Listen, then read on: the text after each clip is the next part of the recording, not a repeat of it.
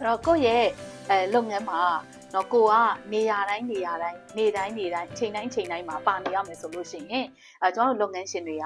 လုပ်ငန်းတစ်ခုကိုပိုင်ဆိုင်နေရတာမဟုတ်တော့ဘူးဆိုတော့အလုပ်တစ်ခုကိုပဲပိုင်ဆိုင်နေရတာပဲဖြစ်တယ်လို့ Michael E. Gerber ကပြောခဲ့တယ်အဲ့ဒါဘာလဲဆိုတော့ကျွန်တော်တို့ကလုပ်ငန်းရှင်တယောက်အနေနဲ့ကျွန်တော်တို့လုပ်ရမယ့်အရာတွေအများကြီးရှိတယ်daily operation တခုတည်းတွေလုပ်နေလို့မရဘူးကျွန်တော်တို့ networking တွေလုပ်ရတယ်ပြီးလို့ရှိရင်တခြား event တွေကိုကျွန်တော်တို့သွားပြီးတော့တော့ join ရတာရှိတယ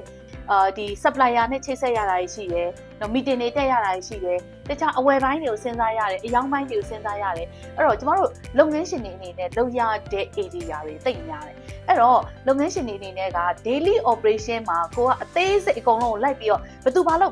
်ဘယ်နေရာကိုဘယ်သူသွားဆိုပြီးတော့အသေးစိတ်လိုက်ပြီးတော့ဒါပြောနေရမယ်ဆိုရင်ဒါဆိုရင်သိကြတယ်ကျမတို့တကယ်လုပ်ငန်းကိုပို့ပြီးတော့တိုးတက်အောင်ကျမတို့တွေလုပ်နိုင်ဖို့အချိန်ရှိမှာမဟုတ်တော့အဲ့ဒါကိုအားလုံးလက်ခံကြမယ်လို့ထင်တယ်ဒါဆိုလို့ရှိရင်ကျမဒီမှာလုပ်ငန်းရှင်တွေအတွက်အကြံဉာဏ်လေးထုတ်ပေးချင်တာကအဲ့လိုမျိုးဖြစ်နေတယ်အဲ့လိုမျိုးကြုံနေရတယ် daily operation တွေမှာကိုမပါလို့မဖြစ်နေဘူးကိုမပါလိုက်တာနဲ့အကုန်လုံးကတော့ပြောင်းပြန်နေဖြစ်ကုန်တယ်ဒါဆိုလို့ရှိရင်ကျမတို့တွေ system တစ်ခုတော့လိုအပ်နေပြီဖြစ်တယ်အဲ့တော့လုပ်ငန်းအတွက်လုပ်ငန်းစနစ်လေးတစ်ခုကိုတည်တည်ချာချာလေးလုပ်ထားစေချင်တယ်အဲ့တော့လုပ်ငန်းစနစ်လုပ်ထားခြင်းအပြင်ကိုလုပ်ငန်းခွင်မှာမရှိလဲဒီလုပ်ငန်းခွင်မှာရှိနေတဲ့ကျမတို့ team member တွေကျမတို့ရဲ့ဝန်ထမ်းတွေဟာတော့သူ daily လုပ်ရမယ့်အရာတွေကိုသူဟာနဲ့သူအချိန်မဲ့ကောင်ထည့်ပေါ်ရမယ်เนาะဒီလုပ်ငန်းရှင်တယောက်အနေနဲ့ဒီကတက်လာတဲ့ report တွေတော့သူတို့တွေဘယ်လိုနည်းလမ်းတွေနဲ့ဖြည့်ရှင်းထားတယ်ဆိုတဲ့ဟာတွေပြန်ပြီးတော့ analysis လုပ်မယ်ပြန်ပြီးတော့ meeting တွေလုပ်မယ်ဒီလိုပုံစံမျိုးနဲ့သာသွားမယ်ဆိုရင်လုပ်ငန်းရှင်တွေတွေက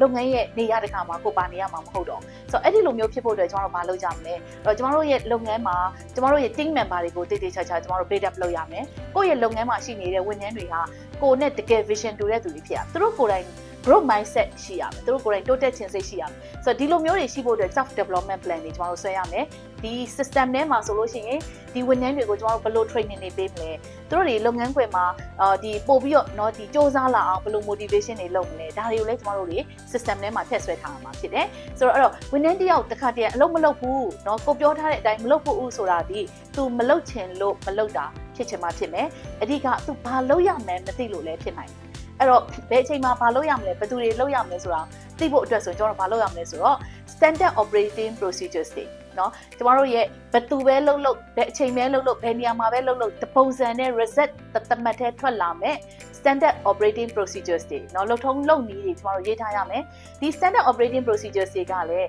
ကိုယ့်ရဲ့ team member တွေနဲ့တိုက်ညီတဲ့တကယ်ကိုလိုက်ပါအကောင့်ထဲပေါ်နိုင်တဲ့ရိုးရှင်းတဲ့လွယ်ကူတဲ့เนาะသူတို့တွေနားလည်လွယ်တဲ့ standard operating procedure format တွေနဲ့ရေးရမှာဖြစ်တယ်ဒီ process တွေကိုကျွန်တော် process flow diagram တွေဆွဲထားမယ်အဲ့တော့ဒီ process flow တွေ